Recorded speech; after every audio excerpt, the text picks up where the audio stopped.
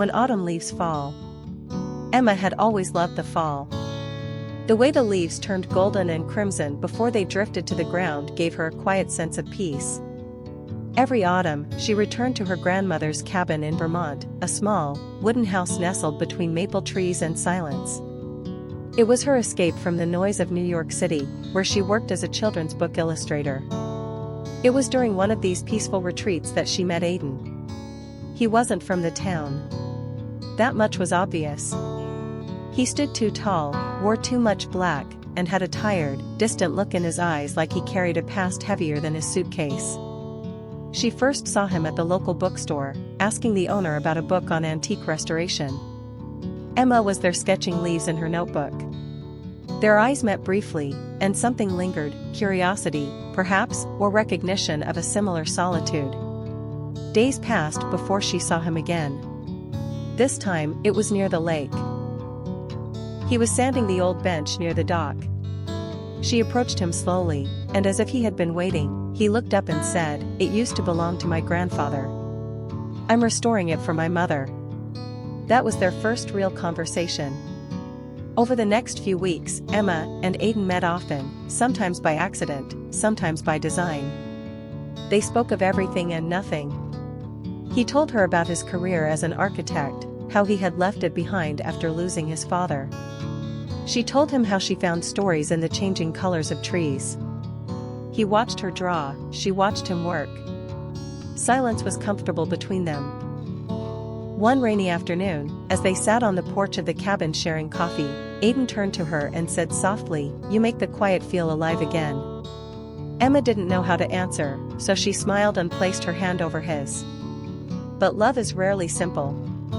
Aidan was only staying for the season.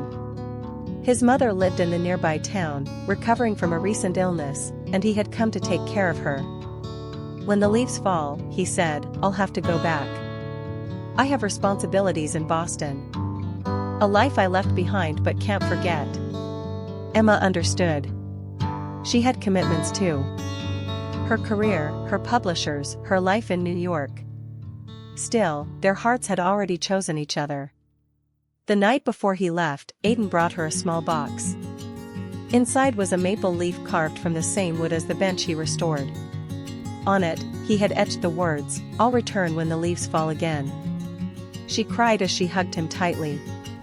"Promise me," she whispered. "I promise," he said, holding her as if he could stop time. A year passed.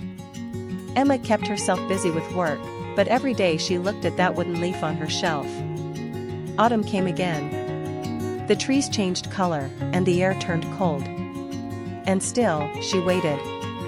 Then, one early October morning, as she stepped outside the cabin, she saw a figure by the lake, sanding the same bench, taller than she remembered, a little more tired, but still him. He looked up, smiled, and simply said, "Told you I'd be back." She ran to him, tears falling like the leaves around them.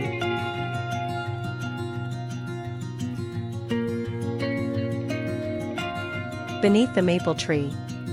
In the quiet town of Elmsworth, where the seasons painted the trees in hues of gold and crimson, there lived a woman named Claire.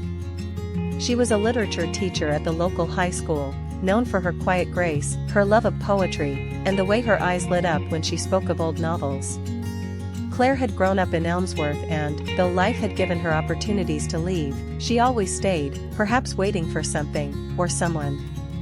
Just across town, in a small coffee shop nestled between a bookstore and a flower shop, worked a man named Daniel. He was a former travel photographer, once roaming the mountains of Nepal and the streets of Morocco, but a motorcycle accident had taken part of his mobility, and since then, he had returned home to live a quieter life. He now spent his days behind the counter, brewing coffee and telling stories to anyone who would listen. They met one rainy afternoon. Claire ducked into the shop, soaked and shivering, her umbrella broken by the wind. Daniel handed her a towel with a soft smile. "Storm got you?" he asked. She laughed, brushing her hair out of her eyes. "More like the storm one." That day, they talked over 2 cups of cinnamon latte. Claire found herself drawn to the kindness in Daniel's eyes, to the way he listened, really listened. And Daniel, after years of wandering and chasing fleeting images, saw something permanent in her quiet presence. Weeks passed. Claire began stopping by every Saturday morning. She'd sit by the window, grading essays or reading poetry, while Daniel worked behind the counter. Slowly, their conversations grew longer. They shared stories of their childhoods, favorite books, secret fears, and quiet dreams. One morning, she brought him a book, Leaves of Grass by Walt Whitman, and placed a pressed maple leaf inside the first page. "It reminded me of you," she said. They began walking together in the evenings, especially in autumn, when the trees burned red and orange. There was a large maple tree near the old library where they often sat, watching leaves fall like confetti. It became their place, where laughter lingered, where hands touched shyly, and where time seemed to pause. But every love story has its shadow. Daniel received a letter one winter evening, an offer to exhibit his past photography work in a gallery in Paris. It was everything he had dreamed of before the accident, before Elmsworth. And yet, he hesitated. He didn't want to leave Claire. Claire, when she found out, smiled softly. "You should go," she said, though her heart trembled. "You deserve this." He kissed her under the snow that night, a long, lingering kiss beneath the glowing street lamps. "Promise me you'll wait," he whispered. "I will," she replied. "I'll be right here, under the maple tree." Daniel left in January. The days turned long and silent. They wrote letters, sometimes called late at night, but life in Paris moved fast. The letters came less frequently. Then, silence. 3 years passed. Claire kept teaching, kept walking to the coffee shop though Daniel was no longer there. She would sometimes sit under the maple tree with a book, whispering his name like a prayer. Most people told her to move on, but she couldn't.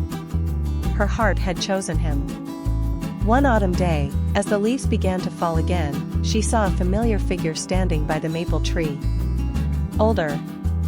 Thinner. But those eyes, she knew those eyes. "Daniel," she whispered. He turned, his smile trembling. "I came back," he said, his voice breaking. "I'm sorry it took so long."